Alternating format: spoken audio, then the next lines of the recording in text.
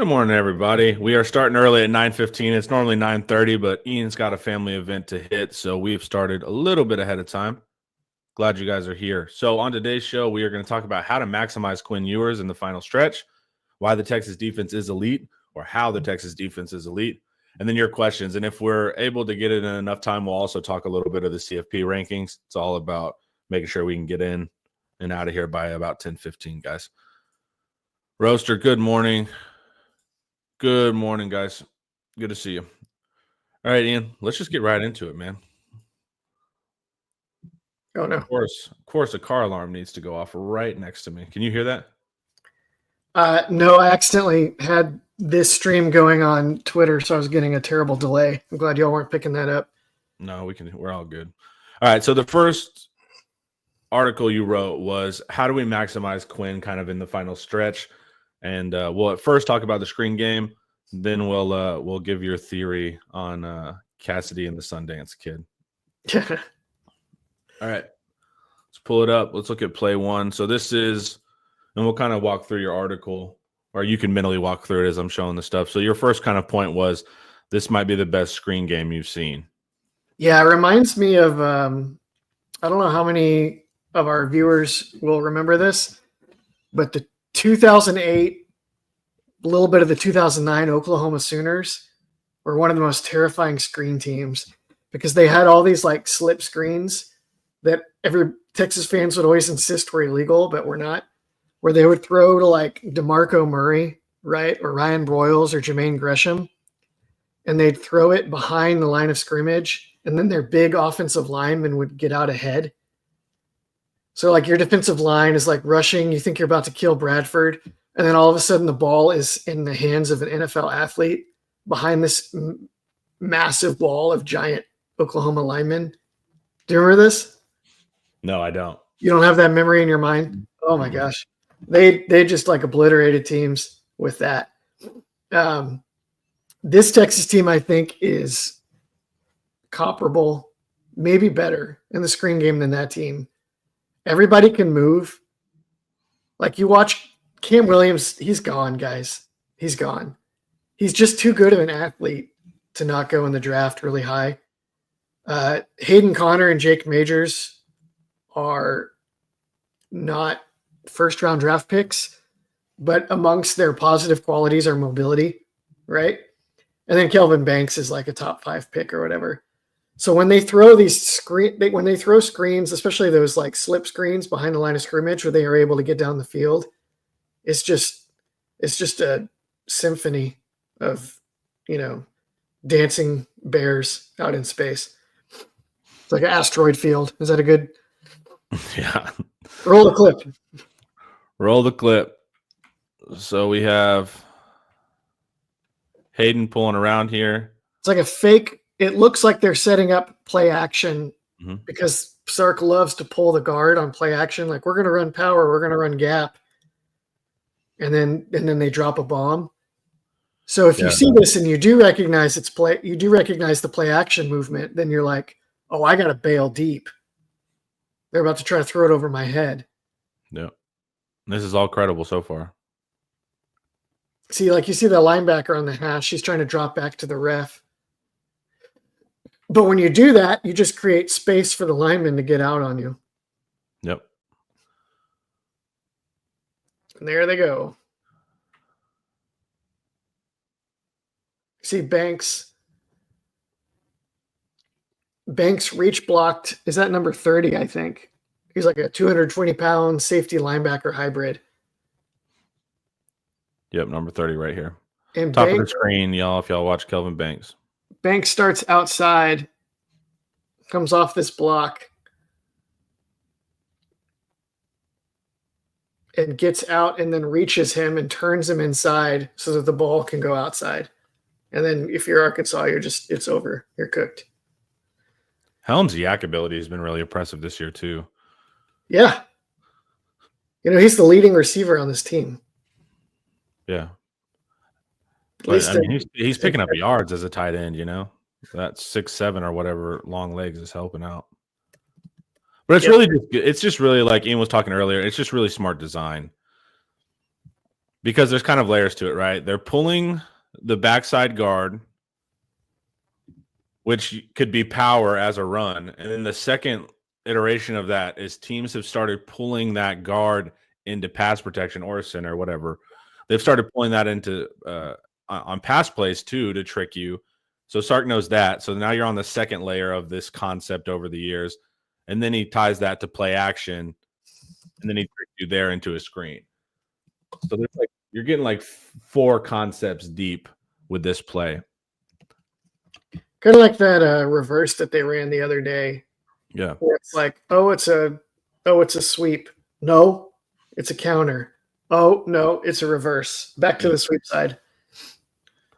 The funniest part with that, though, I was like, can you confuse them so much that you don't get the benefit of the confusion? Like if you go left, you get what I'm saying? Like if you go left, right, and they freeze in the middle and they've made no progress either way, it's like, can you be too smart? Also, like, because some of these play designs, like Sark is kind of relying on the opposing defense being smart enough to identify these things to trick them. You know, if they bust, it's like, it's pretty interesting. Like Sark is like giving you credit for like, hey, you should play the run like this, and then you should play action like this, and therefore I can screen. I think if you get him to freeze it all, I think you're good. Because on the reverse play, a lot of these plays, because Texas usually wants to get the ball outside. Yeah. Yeah, if you get him to freeze on the bond play wherever he came around, that's all good because you're going outside. Having spent much of this fall watching the local slot teams, Liberty Hill, they have Liberty Hill has 175-pound kids at guard, and they want to get the ball outside behind lead blocks. They want to create hesitation and then get the ball outside behind lead blocks, and so they have fake handoff actions like that reverse play that we're talking about. And if you are flat-footed, they're going to just run you over on the edge, and they're going to hit the edge too fast for you to adjust. That's pretty much the same principle as some of these Sark plays, even though it's his mode of getting there is much more sophisticated. Since Sark is dead set on sticking with Quinn, what can be done to help us hit more deep balls? Switch verts like Tennessee. It's crazy. We can't hit our fast guys like Bond on deep routes. Unreal. We will talk about that.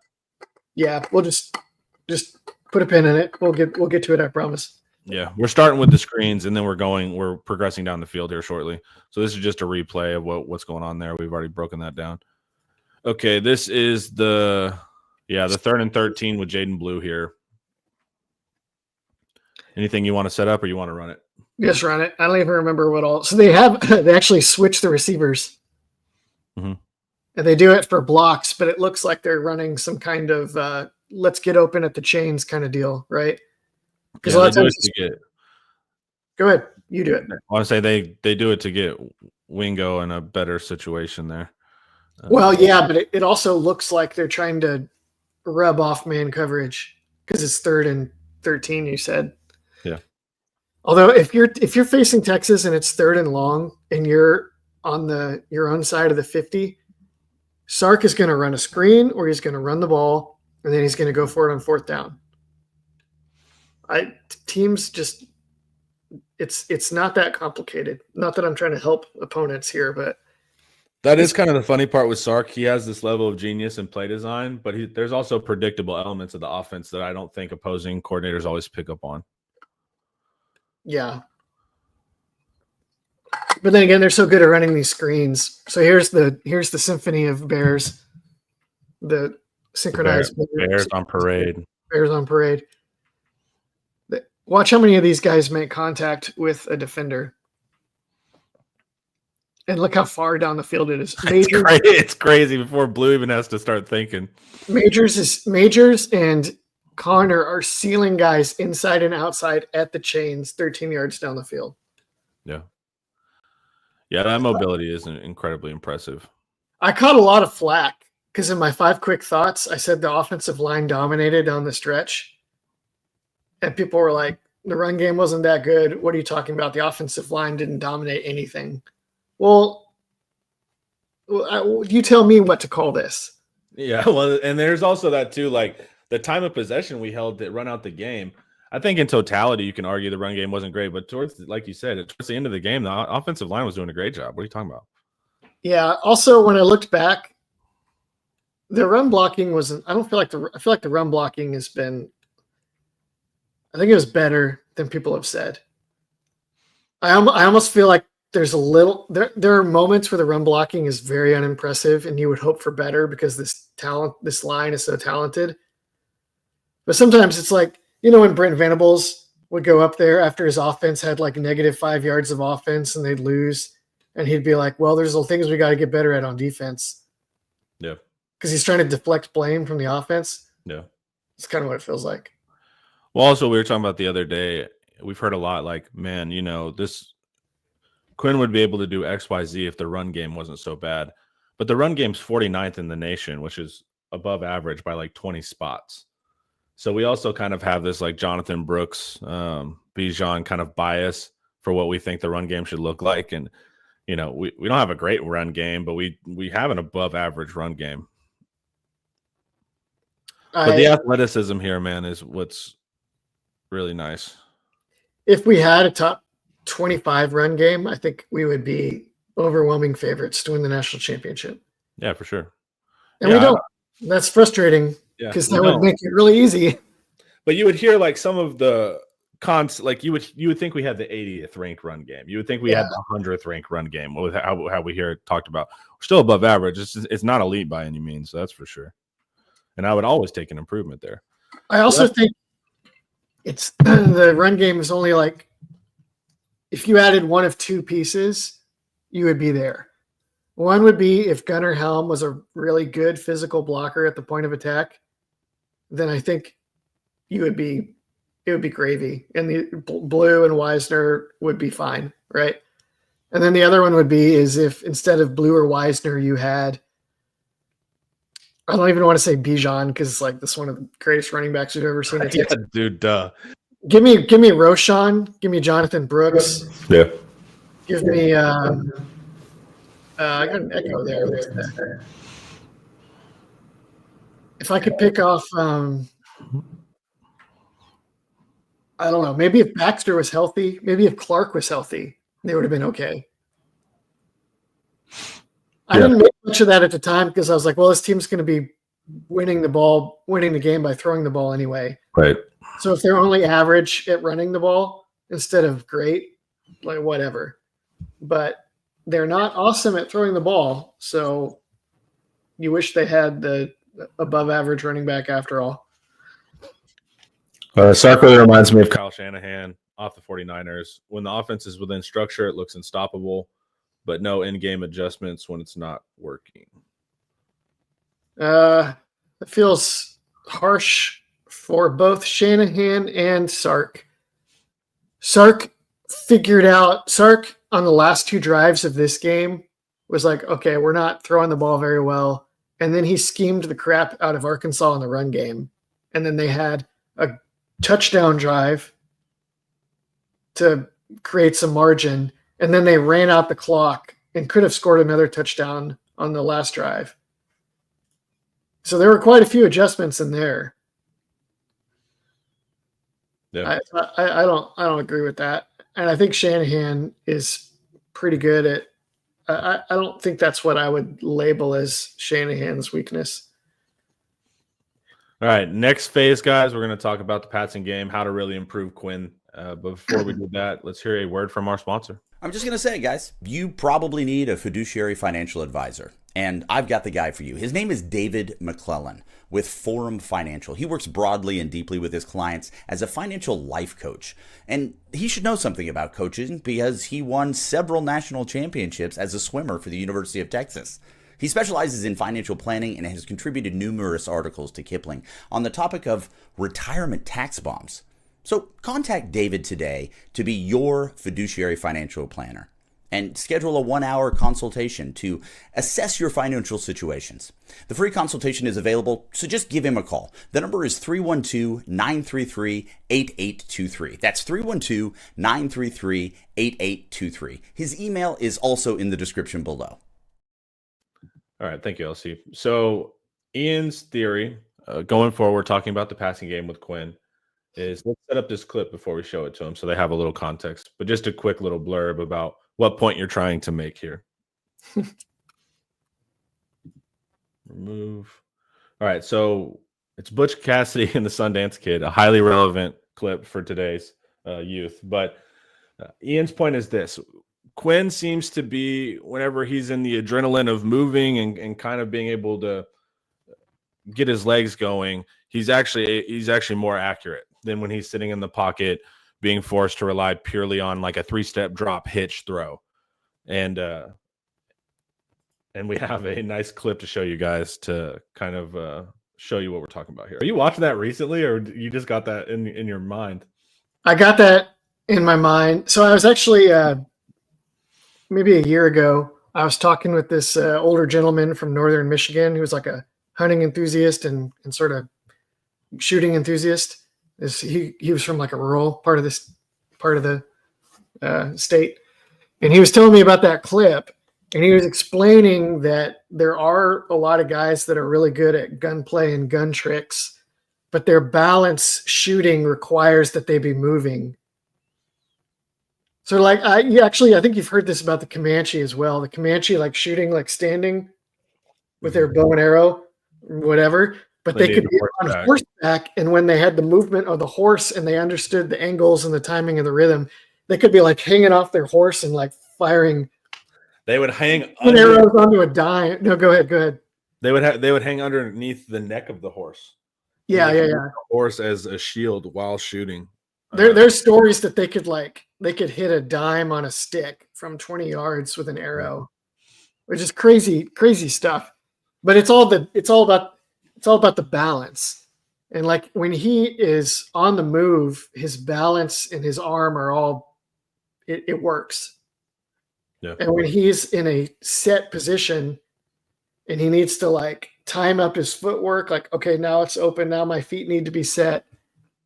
Yeah, that's good. Spencer Hogan. Quinn can shoot off the dribble, but can't catch and shoot, basically. You do see that with some guys in the NBA.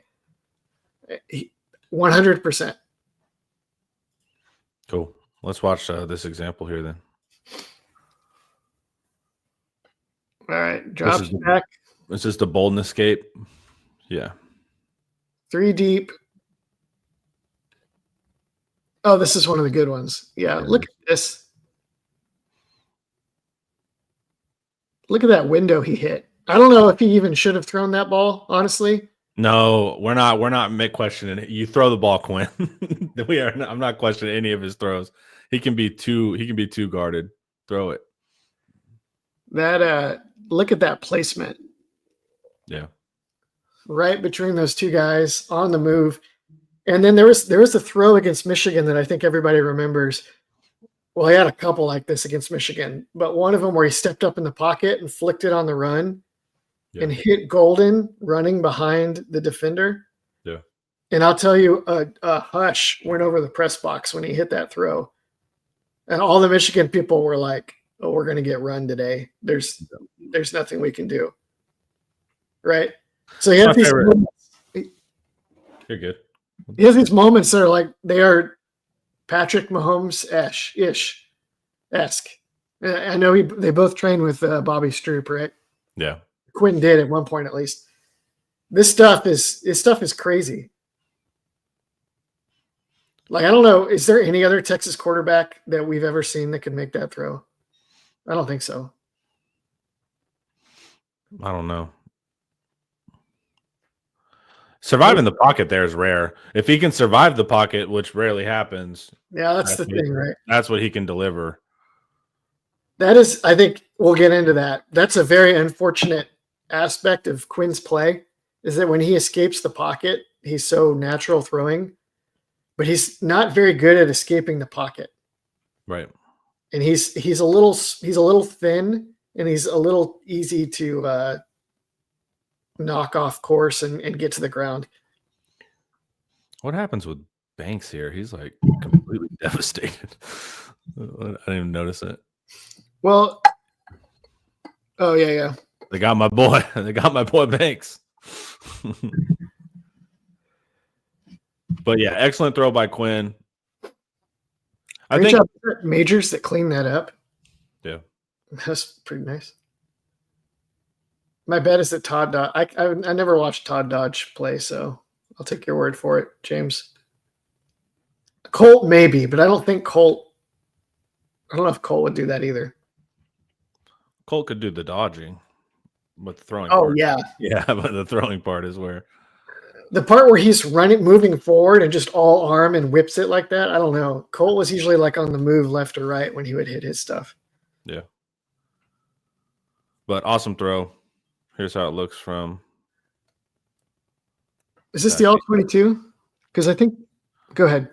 On mine, they cut this off before he actually – I don't know if he actually completes it. I'm more just looking at his pocket movement. Yeah, I think they'll cut it off right here, I think, before he throws it. Yeah. All right, and then this is the golden throw that he's completed a couple times. Michigan, he completed it. And I'm glad we have this in our bag, right? Because this is basically an answer to Washington. Like if Quinn could have done that with AD at the end of the season last year, there would have been more hope at the end. So they have Ryan Wing go out wide. They're going to motion him in to get a man key. But most importantly, they're taking 17. I think it's the Hudson kid out of the play. That way they can isolate at the bottom of the screen Matthew Golden. And they can also keep people from being able to go chase down Quinn as easily. So Quinn's on the move here.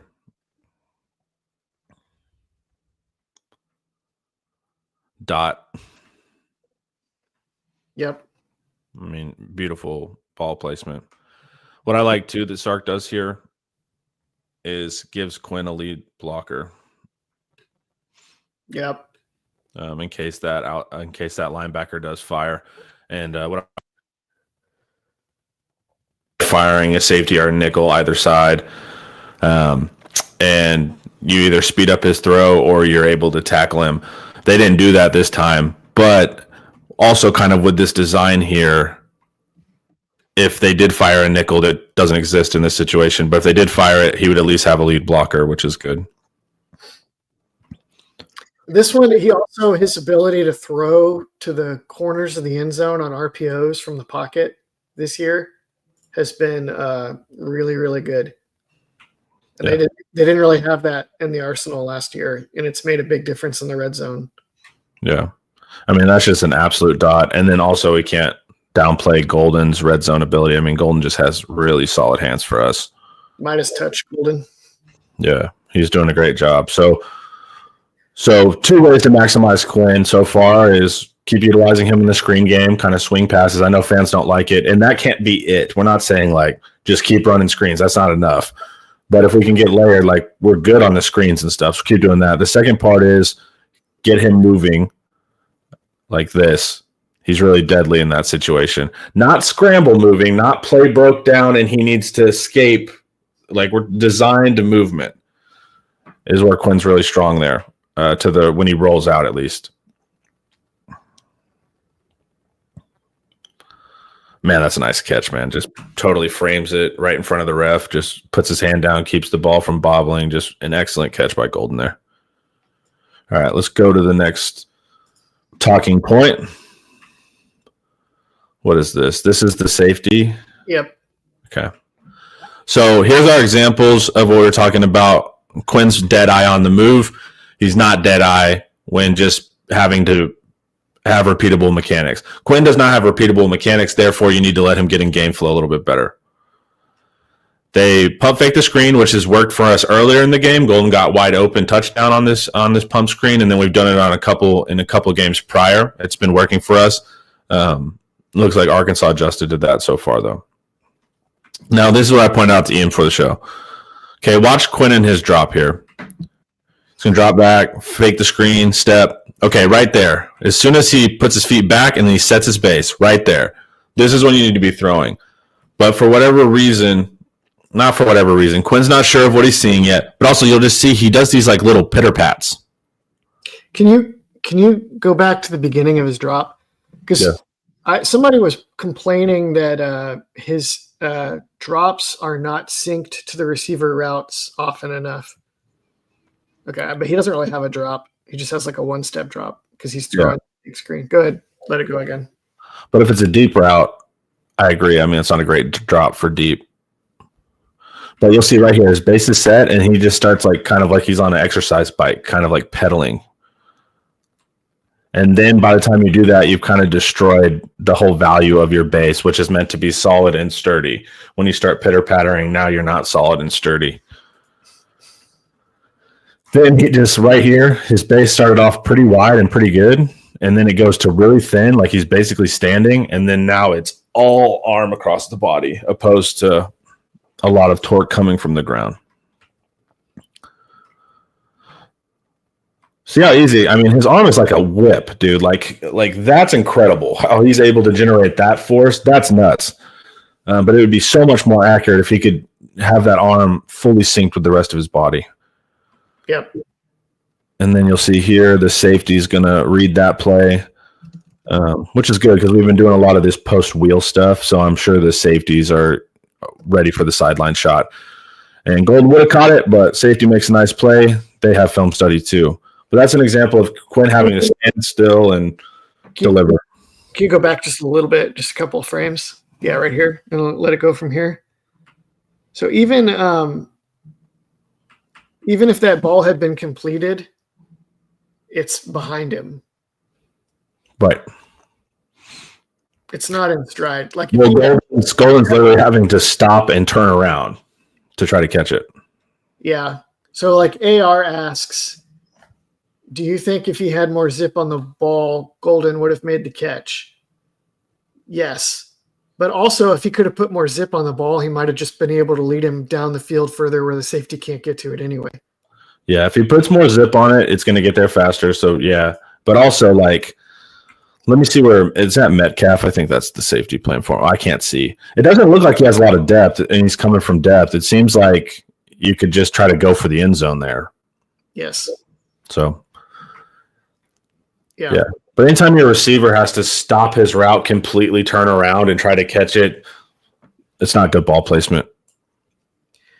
Oh, is this the all-22 of it? Yeah. Let's see how deep that safety is and if if Golden can beat him. Because they occupy the safety for a second with Wingo, but it looks like he's reading the quarterback. He knows the second he throws it. This is actually not a good read either. Like, I think that throw was there, but you have a deep hash safety. So he's not even hash. I mean, like, they're totally cheated over. It's like a Tampa 2 safety, right? Yeah. Yeah. Yeah. Or a deep third, even. So that's not really like you're forcing that to throw that ball. I'm down. Force it deep, dude. Well, I mean, if he had actually forced it instead of trying to place it or lock Right. it, if he, like we said, then it's complete. But yeah, that's an example of him just having to sit in the pocket, marry the feet. Everything has to be precise. He struggles with that, right? One more example. Let me see what play this is. Okay. Motion and Golden. it's Feet are there. Post. Okay. yeah, it's a Mills, right? Dig post. Yeah. Or over post.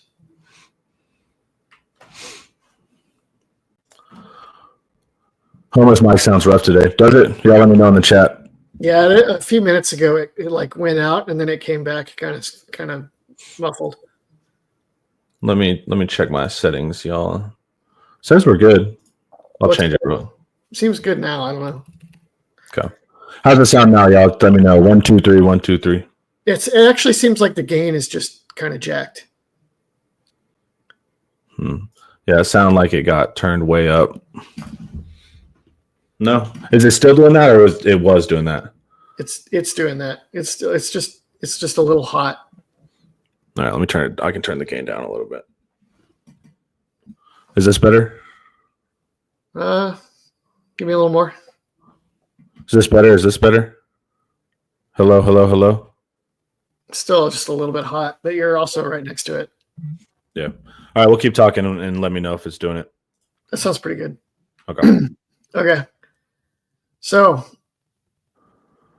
fly over again, 3 deep safeties, and yet that is open.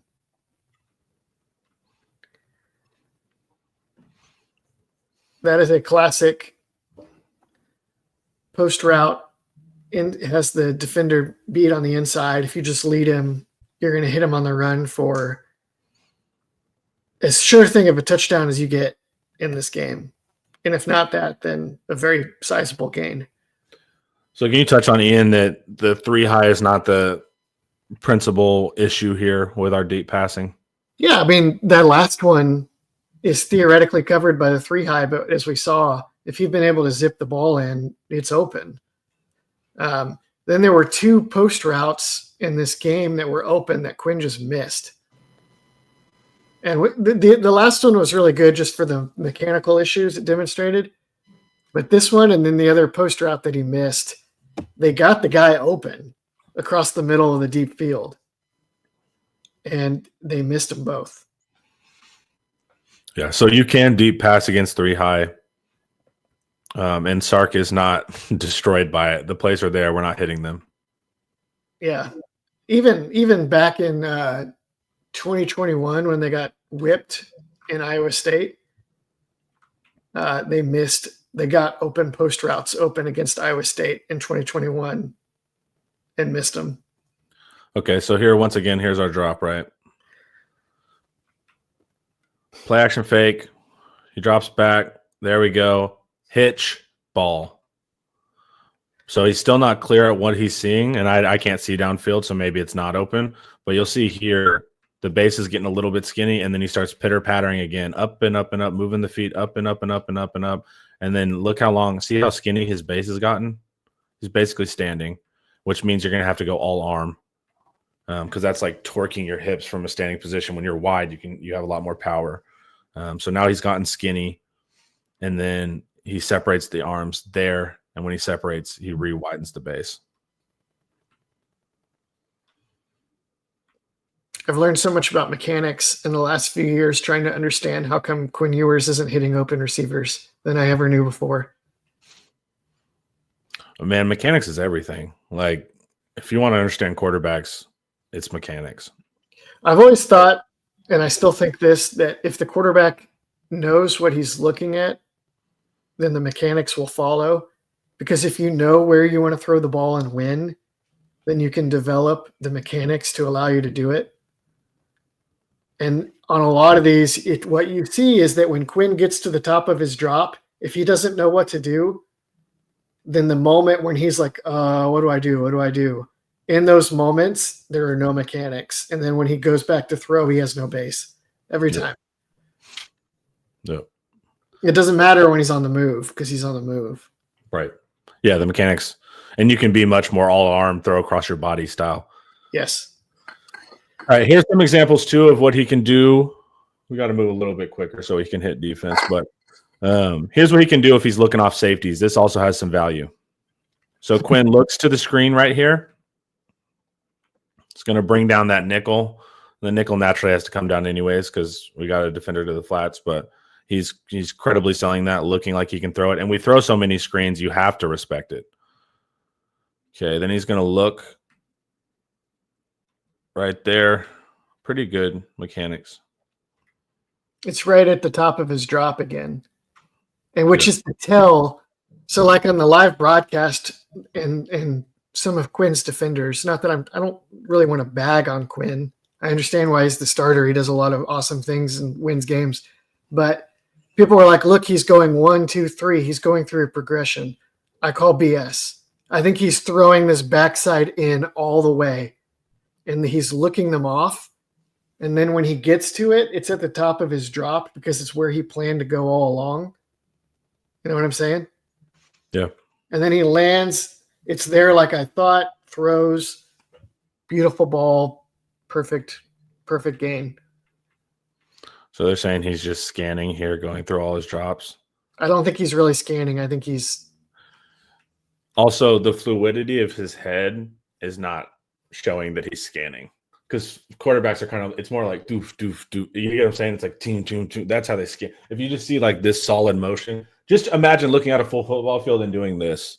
You're not going to be able to see as well. So I think I agree. He's going to that backside dig. But that's great. They should, my point in the article is they should do this. It works. as often as possible. And it's also a way to kind of like force his timing. Yep. You get it? Where it's like fake the screen, work back to it. Pretty good mechanics. A little bit of the weird legs, right? You just like a little bit of that, but still pretty good. So that's good. We want to see that ability to scan from Quinn, and we think it helps getting the safety's eyes off.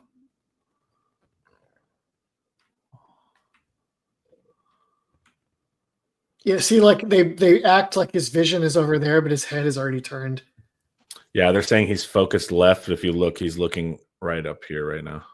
In the next frame, he is there. It's like there's a lag behind the quarterback vision. Remember the year where Madden added quarterback vision? Yeah, it freaking sucked. It did. I hated that. It's like I don't want to have to. I don't want this to be more realistic. Being an NFL quarterback is really hard. I don't want to. Yeah, exactly. But yeah, so looking people off with the safeties is good stuff. Okay. And then same exact thing. Remember how we were talking earlier with the screens? They'll pull that backside guard. Here's an example of the play action where it's not a screen, but we do pull the guard. So that's why Stark's tricky, because you don't know what you're doing. Okay, so let's see your drop here. Roll out, hitch right here. He's looking at something else right now. So he's looking off. He's looking this direction. He's looking off safeties, pulling them away. Good stuff. Quick head turn. Ball. This one you could maybe make the case that he actually looked to the field. He might have actually have thrown it if he liked what he saw. Yeah. But I'm not sure, because the timing and the hitch was so good to get to the backside. I'm suspicious. But maybe this was an actual scan. Yeah, it's looking like he's looking to a field concept and then he's going backside.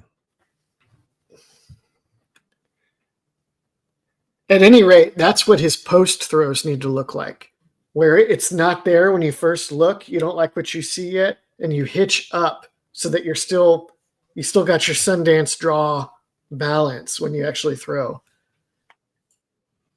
Looks better mechanically there too. Yeah, he does. Yeah, it was great. That's a great rep. If he looked like that 90% of the time, Texas would be undefeated, and there'd be like A&M would be pissing their pants for the next 2 weeks. So for Quinn, in summation, keep going with the screen game. Good stuff. Get him on the move. Get the adrenaline going. Get it to where it's not a hyper mechanics base, because Quinn's not strong mechanically. So get him on the move on those design rollouts, that kind of stuff. I would say, get him moving in the pocket, but 9 times out of 10 he gets sacked on that Bolden play. That was just kind of a very special example. But also get him looking different directions with the safeties. Those will be valid. And if we can kind of manufacture a lot more stuff like that, that'll be solid. Think having West Coast principles in this offense would help Quinn?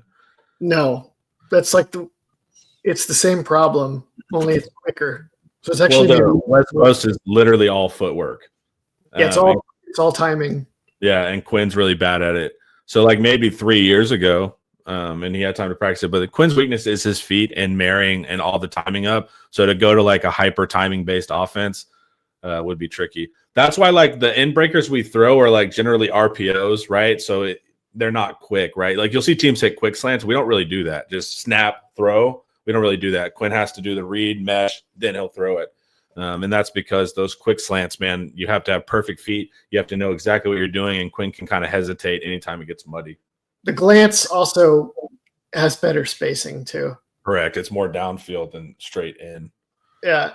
Yeah. I get asked all the time, like, what would be the ideal offense for Quinn?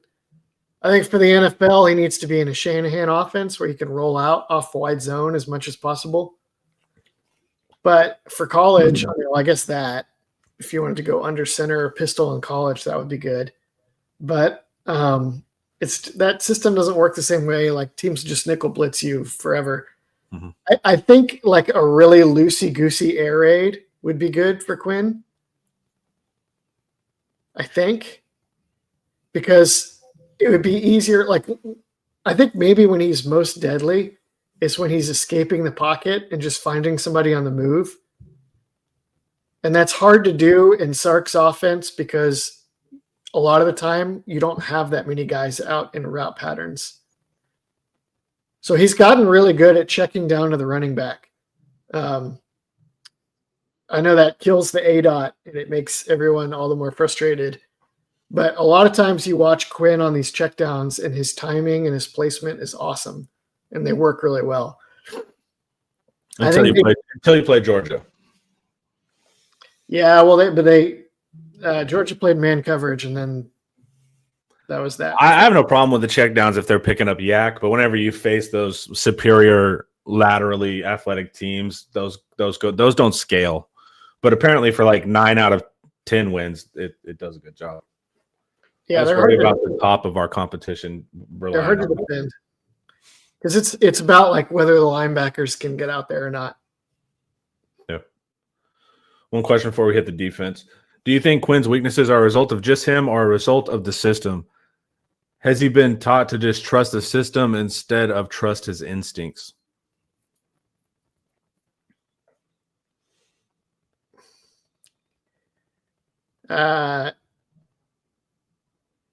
Quinn. Like, I don't know how you don't just develop your timing and your footwork better. Like, it's 3 years. I don't want to be like really harsh, but it's like, how are you not better at this? Well, it's also, what are you doing off the practice field? Because like your mechanics are normally done with your guy, like your quarterback coach, you know? And so on the weekends and stuff, that's really when you do a ton of the mechanic stuff. Like your college coach will do that, but it's mostly your concepts and stuff. So it's just also like, you know, what are you doing? You know, are you still training with Pat Mahomes' guy? If you are, you're not Pat Mahomes. So maybe another trainer if he's just teaching you to not have good feet. So it's just like that's a tricky part. I will and say also you can see Arch, and we're not calling for Arch, but watch Arch's feet in Sark's system. There's no problem with Arch's feet in Sark's system. Yeah, I feel like that's a tough example because he's a pro style in his genes. But yeah. I'll say this. If you had SMU Shane Buechele in this offense, Shane Buechele would be cooking on these post routes. Sam Ehlinger would as well. Sam Ehlinger had really good footwork in the pocket. It's good to have a really strong armed quarterback, and that's what Sark looks for. But just anyone with good pocket presence. Casey Thompson hit shots in this offense, and Casey Thompson did not have an arm. The most explosive we've been downfield was actually with Casey Thompson, which is pretty wild. It's devastating to say, but it's true. Yes. I'll tell a quick story. Go for it. Casey Thompson owned me on Twitter one time because after the 2022 season, I tweeted if Texas had a veteran quarterback this season, they probably would have won the Big 12 championship. And they lost games because Quinn wasn't really ready yet. And somehow Casey Thompson saw this post and he gave it the little like. Yeah. And I saw that and I was just like, oh, Casey, you got me. Yeah. Georgia had 2 weeks to prep for Texas. Wouldn't that play a factor? Sure, schematically, but also just the reality is Georgia has athletes that can get out to perimeter. I don't know if that's actually true also. That they had a bye? Yeah, I don't think they did. I have no idea. But the ability for Texas their full attention. They did not have a bye. They played Mississippi State the week before. They had a functional bye. Mississippi State almost caught them, so That's true. But I think that's why is Mississippi State almost caught them because they were not ready playing them. Yeah. The checkdowns are good unless nobody's open, but he checks down when guys are open, and you can see it, and that's what makes people mad. Yeah, there's definitely some plays where he can throw it downfield, and he does not push it always. I don't mind that. I don't mind that. Like Sark will even teach that because it's like if the check down is open and you're throwing it to Jaden Blue in space, that's great. That's awesome. That's why Tom Brady was in NFL so long, is because he would make that throw on time and give his team a chance. What makes me mad is not that he's not throwing the ball to open guys. That happened against Georgia, but what bothers me more is that when he throws to the open guys down the field, it isn't accurate. Yeah. All right, let's talk defense so we can get you out of here in 15 minutes. Got to be quick. All right, why is the Texas defense elite, Ian? What is this first clip? I forget. Okay, match 3, yeah. So this is a bend but don't break defense, and this is us playing cover 3. Yep. 2 quick notes. All offseason, there were like a million articles that were like, it would be helpful if Texas could finally play single high and run PK's blitzes. And Jahdae Barron moving to cornerback could make this secondary elite. And both of those nailed it. Yep. So credit to me. Archer's mechanics are so much better. Y'all shut up. The kid can't even read a defense yet. What does that have to do with mechanics being sound? I guess I think he's saying it doesn't matter if Arch's mechanics are better because he can't read a defense. Right, but we're not calling for Arch to play. That's why I prefaced and said, "Are you calling for him?" I'm not calling for Arch to play. My argument is the question is the issue the system or Quinn? And my thing is Arch is still playing within Sarkisian's system and his feet are still sound. So there's not an issue with the system and footwork. So I think Texas would have been better this year if they'd had Arch all year long as the starter. Sure, if you took that play, if you gave him 9-10 weeks. But the people that are like saying like throw him in now are insane. If I were Sark, I would probably try to make it work with Quinn too, especially with just Quinn protects the ball well, and he executes a lot of the shot plays well, except for the ones that are literally shots down the field. So, yeah, I'm not calling for Arch, but I will say if it happened, I'd be intrigued to see what happened. All right, so now we got match 3 here, boys. This is Jahdae Barron's sick interception. Just the reaction time on that. I don't even know. Like, it just kind of fell into his arms perfectly. But look how we're able to keep the lid on everything here easily. Yeah, underneath, if you look underneath, the corner bails, which is supposed to be, I've been reliably told on the internet that bailing your corners deep means you have crappy pass defense. No. Look how well they match that underneath. There's no good windows. Yeah, but just Jahdae immediately coming off his guy, totally looking at the quarterback. Safety, perfect. I mean, just 3 guys, Gilbo and Trail technique. I mean, it's just really solid coverage, man.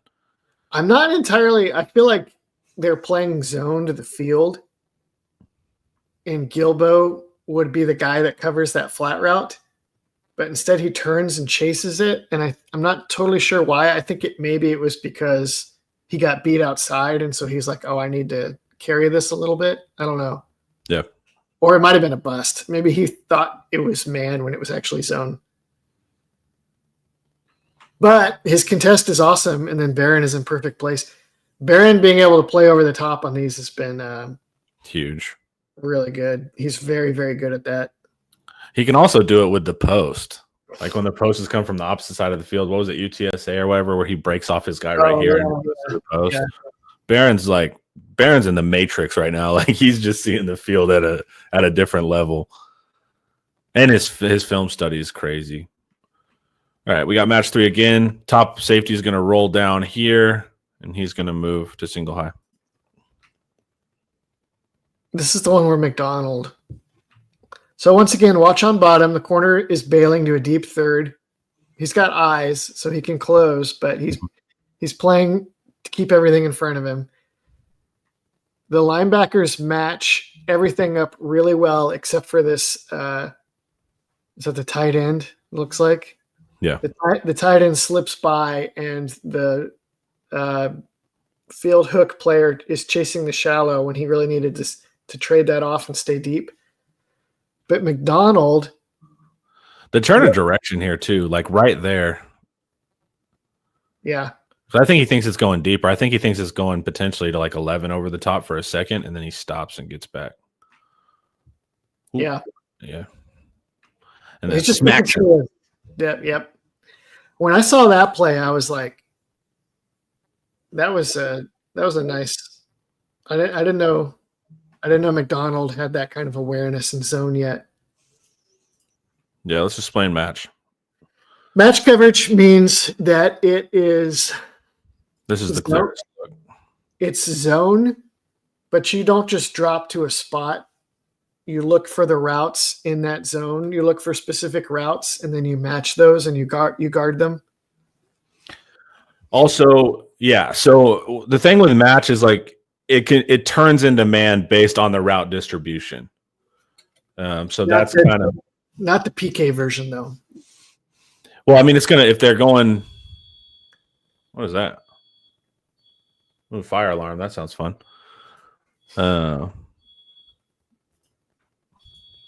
I think we're good. I think we're good. Just making sure we're not on fire. I hope. I want the best for you, but if we had a "this is fine" literal meme, if you did, of the dog. Somebody screenshot that if that happens. That's all I'm saying. Yeah. Well, I know the firemen are here. They sent an email talking about they're coming by to test stuff. So I think it's the good old boys.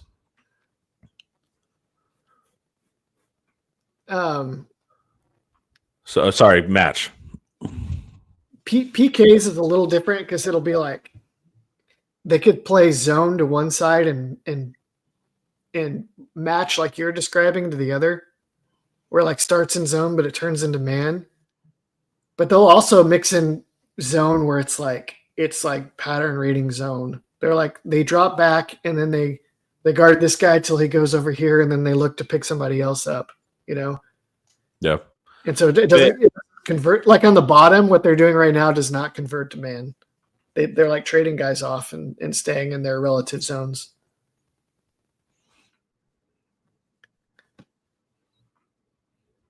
Yeah, because you've got Anthony Hill looking to wall off whoever's coming inside right here. Mm-hmm. And they keep getting depth. Is the longer the quarterback holds the ball without throwing, the more depth you get. Yeah. But match just means that you're going to match certain route distributions. It's not as concrete as man, and it's not as concrete as zone. Yep. It's more of a defense designed to stop concepts versus purely players. Jade gets lucky there, man, in front of Thorpe too. Ooh-wee. Okay, so this is the final match here. We saw this. He gets it to the tight end. McDonald lays the hit. Another one on this one is that on the bottom, Ethan Burke is dropping into the curl flat zone. Yep. And he does a pretty good job. So this is the thing that like because he's huge. Well, he's yeah. look at his feet, man. He's a sneaky guy. Look how big he is, man. He's pretty good at that. Yeah. This is the thing that drives people nuts when Texas is like, okay, we're gonna recruit, Colin Simmons, and then we're gonna teach him a curl flat drop or a hook drop. And you're like, no, just let him get the quarterback. But if you have multiple pass rushers on the field, if you can teach them to drop, then you can get crazy. So like you can drop Colin Simmons and bring Anthony Hill. And if Simmons knows what he's doing, then you're playing a safe 7-man coverage and you're blitzing in an unexpected way with just 4 guys. So that's what PK was so good at Washington, and they're starting to get really good at it at Texas now that they're really nailing down match 3 coverage. All right, your next point was the run game is, of course, not the run game of yesteryear. Number 1 in the country. We're more like, I don't know, like 15th or something. And our third down D isn't top 1 as well, but we're still not bad. But what was your point here? You have Baron Sorrell able to chase down a quarterback. I think your point was the interior guys are not getting moved. Yeah, and Sorrell does a good job. Sorrell's placement is right. It kind of looks like Sorrell maybe made a mistake because the quarterback goes around him. No, that's his job. Yeah, there's no one inside, so Sorrell has to step down and take away the run. Yeah. And then it was on Benda for not getting outside quickly enough. Yeah, coming in and replacing. And meeting the block, yeah. Yeah, but if you look, the interior guys, they're able to hold their ground. Yes. No movement up front. Then they pull, and then Barron's able to actually make the play and use backside pursuit. We don't have any 88 is great, unfortunately, comments here, but shout out Barron. 88 is great. He is great. That they'll probably be able to replace him with Burke next year and be fine, but Sorrell's so good at all the little things. Yeah, he is. All right, another run game. Sorrell. Where is Barron? I'm not even seeing him. Oh, there he is. Okay, he's on the front side. Play side, right here, taking on a tight end as they pull out to sweep. Stays in his gap. Hey, backside pursuit. Shout out Baron Sorrell. He's so good at all the little things. I don't know what his numbers are like in the pass rush. He's a pretty good pass rusher too. Yeah. Not a great one, obviously. He's probably just going to get drafted anyway, just because he's so good at everything else. Yeah, let me pull. He said Texas is 60-something in defensive rushing. Let me see where we're at right now. Sorrell has 7 tackles for loss and 3.5 sacks this year, which is pretty good. Where are you getting 65th in rushing, man? We're an opponent yards per rush. We're averaging 3.3 yards. That's 14th in the country. Opponent rush yards per game, we're at 112th, which is 19th in the country. So I don't know where your 65th is coming from. Maybe he thought you were talking offense. Oh yeah, no, we're talking Russian defense. Yeah, that was it. Okay, cool. All right, let's look. See what this is. I do think Sorrell will be drafted. If Sorrell is not drafted, I still think he's going to land on a team and as an undrafted free agent, and he'll stick in the NFL for a while because he's just the mental eval, the strength, the ability to hold up against the run, assignment soundness. Yeah, he's like teams may not draft him because teams like when they draft an edge, they want to draft a Bosa, a serious pass rusher. But everybody wants and needs guys like Sorrell in the rotation that just do everything else right. So I think he will. I bet he gets drafted late, and either way, I bet he has a solid NFL career. Get some good money. Why not? All right, and then some of the issues we are having is the young linebackers can freestyle a little bit and run defense. Yeah. Well, so this one. Well, you see here. So he comes down. Let's see. So he comes down. So we have a new gap here. They lost contain. So I think Anthony Hill is expecting him to go outside and contain this gap, and then Anthony Hill can stay inside. And you see the quarterback immediately notices that we've lost force here and that the outside's weak. So then Hill jumps outside to try to correct that, and then Taylor Green's athletic enough to jump back inside. They didn't lose outside contain though, because Burke is a contained player, I think the quarterback thought he was going to get around Burke. He thought he caught Burke too far inside. Yeah, and he didn't because Burke is deceptively fast and super long. I was going to say you can touch space. So he turns him inside, but then the linebackers are still scraping outside. Yeah, the linebackers. I think maybe LaFau and definitely Hill should have been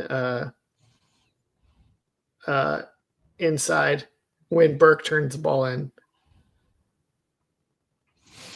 I do not, because I think 91 steps down the line here because you have down blocking, so he's naturally going to have to move in to crash that space, meaning he would lose contain. No, Theoretically, contain's lost here, even though he's long and fast. He pulls. There's no one there.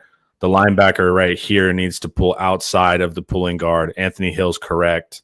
And then, so that's good. Taylor Green, then Anthony Hill realizes he's going outside, and to correct this linebacker goes outside. Taylor Green's athletic enough. Ethan Burke's long enough to force it back inside there. So you're forgetting my rules, which is that Burke has a B gap defensive lineman inside of him. So he does step inside some, but I think he's the contained player, and he behaves like he's the contained player, and he contains the ball. yeah, he's not diving on the run, on the dive.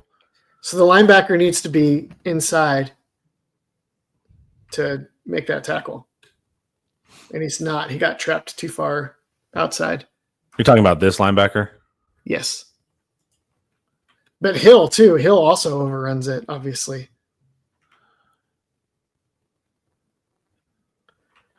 Yeah, I get it on the zone, but you still have to have true force. So I think Hill's right, and I think linebackers wrong here for not going. I think it should actually be outside and then fill gap because there is a pulling tight end, which means you need to gap replace now. It's not a pure zone read. No, but if you can, but look how this tight end's blocking. He's blocking for him to go outside. I know, but if you contain the ball, then it goes inside, and the quarterback doesn't have a choice. Yeah. But the design, they want him to go out. So we can see. Whoever played linebacker, holler at me. But it is a zone option play. The ball goes inside if he thought. I think the quarterback misread Burke, and it should have been a tackle for loss, but the linebackers had overplayed the scrape, and so it was a gain of like 2, which is still good, but it should have been a TFL because it's the bad read by the quarterback. This one, the end, is it Trey Moore? I can't tell. The end is going to step inside because he has no defensive lineman in the B gap, and the linebacker has to scrape outside for the tight end and force the ball back inside. Okay. Yeah. The defensive end crashes inside and forces the keep. The quarterback makes the keep read, which is right. But you see the linebacker is like 4 yards off the ball and like slow footing it and just does not get a good force on this. Leonga or Hill? Hill. Okay. So it's not like disaster. It's not terrible, but it's not. This is a positive gain because look, he turns upfield and he has all this space. And then Taff has to make the tackle, which is obviously not the design of the defense. Well, we need the backside linebacker here because if you contain it better, then there's less space for the backside linebacker to have to cover to get there. Yeah. Hill's going outside to keep him from running outside. Yeah. Which is right. He just needs to be doing it faster and more forcefully. Yeah. And if we could get backside linebacker to trigger quicker. I mean, you see how fast Taff is recognizing what's going on versus the linebackers. You're right. Yeah. Both of those are just a factor of these guys are young. Oh, yeah. We've got a national championship linebacker. Which one is he talking about? This one or the next one? No, the next one. Drew, what do you think goes wrong with the linebackers here? I think he was talking about the other one. Because Burke is in. I'm just trying to see from a national championship linebacker. It's like, oh, yeah, we have quite a resource there. I don't know if he can in live respond as quickly, but we'll see. Yeah. So Texas defense finding a ton of success through the match coverage. They're keeping things in front of them. We also have really intelligent DBs, athletic DBs, NFL guys. That's correct. Okay, he assumes Anthony Hill is assigned to the quarterback here. On this one? Yes. No, that can't be right. Doo-doo-doo. I mean, he does play that way, but there's no way that's right. I think he just misread it and he thought, oh, it's a quarterback keeper. I got to get outside, and he didn't realize that Burke was going to turn the ball back in. Yeah. He flows hard as if he was. Yes, but on both of these plays, I think my explanation makes sense, and they're both my explanation on both plays, and the other one that I showed where Sorrell made a good play. If you assume that the young sophomore, second-year linebackers are not playing the scrape exchange properly on zone option, then everything makes sense.